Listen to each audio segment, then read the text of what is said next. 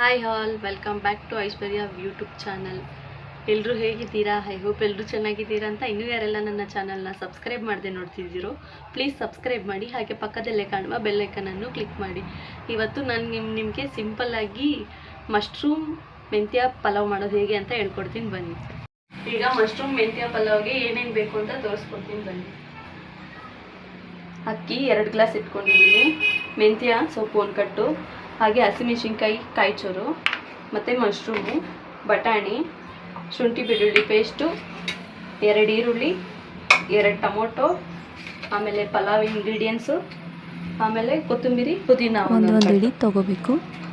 ಮತ್ತು ಒಂದು mixie jar ತೊಗೊಂಡು 1 ಹಿಡಿ ಆಗುವಷ್ಟು ಮೆಂತ್ಯ ಸೊಪ್ಪು ತೊಳೆದು ಹಾಕ್ಕೋಬೇಕು. ಅದಕ್ಕೆ ಮೆಂತ್ಯ ಸೊಪ್ಪು ಹಾಕೋದ್ರಿಂದ ಟೇಸ್ಟ್ ಸಿಗುತ್ತೆ. ಮತ್ತು 1 ಟೊಮೊಟೊ, ಹಸಿಮೆಣಸಿನ್ಕಾಯಿ ಕಾಯಿಚೂರು ಹಾಕ್ಕೋಬೇಕು. ಮತ್ತು 1 ಹಿಡಿ ಕೊತ್ತಂಬರಿ, 1 ಹಿಡಿ ಪುದೀನ ವಾಶ್ ಮಾಡಿ ಹಾಕ್ಕೊಳ್ಳಿ. ಹಾಕ್ಕೊಂಡು ಗ್ರೈಂಡ್ ಮಾಡ್ಕೊಳ್ಳಿ. ಗ್ರೈಂಡ್ ಮಾಡ್ಕೊಂಡ್ಮೇಲೆ ಮೊದಲಿಗೆ ಒಂದು ಕುಕ್ಕರ್ ಇಟ್ಕೊಳ್ಳೋಣ. ಕುಕ್ಕರ್ ಇಟ್ಕೊಂಡು 7ರಿಂದ 8 ಸ್ಪೂನ್ ಆಗೋಷ್ಟು ಎಣ್ಣೆ ಹಾಕ್ಕೊಂಡು, ಎಣ್ಣೆ ಬಿಸಿ ಆದಮೇಲೆ ಪಲಾವ್ ಇಂಗ್ರೀಡಿಯೆಂಟ್ಸ್ ಹಾಕ್ಕೋಬೇಕು. ಆಮೇಲೆ ಈರುಳ್ಳಿ ಹಾಕ್ಕೊಂಡು ಚೆನ್ನಾಗಿ ಫ್ರೈ ಮಾಡಬೇಕು. ಈರುಳ್ಳಿನ ಚೆನ್ನಾಗಿ ಗೋಲ್ಡನ್ ಬ್ರೌನ್ ಬರೋ ಗಂಟ ಹುರ್ಕೋಬೇಕು.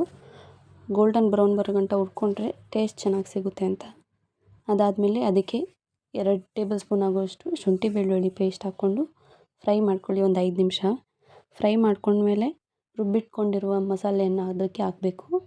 ಹಾಕ್ಕೊಂಡು ಅದನ್ನು ಸ್ವಲ್ಪ ಫ್ರೈ ಮಾಡ್ಕೋಬೇಕು. ಅದನ್ನು ಎಣ್ಣೆ ಬಿಡೋ ತನಕ ಫ್ರೈ ಮಾಡ್ಕೋಬೇಕು.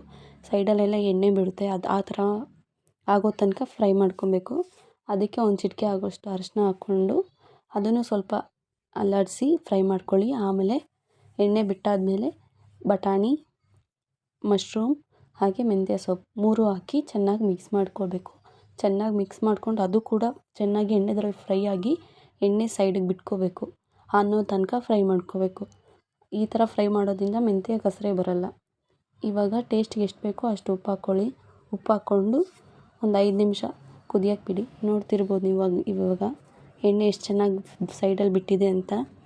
ಇವಾಗ ಇದಕ್ಕೆ 1 ಟೊಮೊಟೊ ಸ್ಲೈಸ್ ಮಾಡಿ ಹಾಕ್ಕೊಳ್ಳಿ. ಆವಾಗಲೇ 2 ಟೊಮೊಟೊ ಎತ್ಕೊಂಡಿದ್ವಲ್ಲ, ಸೊ 1 ಟೊಮೊಟೊನ ರುಬ್ಬಕ್ಕೆ ಹಾಕಬೇಕು, ಇನ್ನೊಂದು ಟೊಮೊಟೊನ ಕಟ್ ಮಾಡಿ ಇದಕ್ಕೆ ಹಾಕೋದ್ರಿಂದ ಟೇಸ್ಟ್ ಚೆನ್ನಾಗಿ ಸಿಗುತ್ತೆ.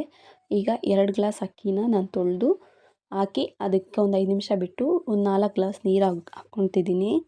ಹಾಕ್ಕೊಂಡು ಚೆನ್ನಾಗಿ ಮಿಕ್ಸ್ ಮಾಡಬೇಕು. ಚೆನ್ನಾಗಿ ಮಿಕ್ಸ್ ಮಾಡಿದ್ಮೇಲೆ ಉಪ್ಪು ಖಾರ ನೋಡ್ಕೊಳ್ಳಿ. ಉಪ್ಪು ನಿಮ್ಗೆ ಎಷ್ಟು ಬೇಕೋ ಅಷ್ಟಾಗಿ ಹಾಕ್ಕೊಳ್ಳಿ. ಖಾರ ಬೇಕು ಅಂದರೆ ಖಾರ ಹಾಕ್ಕೊಳ್ಳಿ. ಖಾರ ಹಾಕ್ಕೊಂಡು ಮುಚ್ಚಿಬಿಡಿ. ಮುಚ್ಚಿದ್ದಾದಮೇಲೆ ನೋಡ್ತಿರ್ಬೋದು ಇವಾಗ 80% ಬೆಂದಿದೆ ಅಂತ ಅಕ್ಕಿ.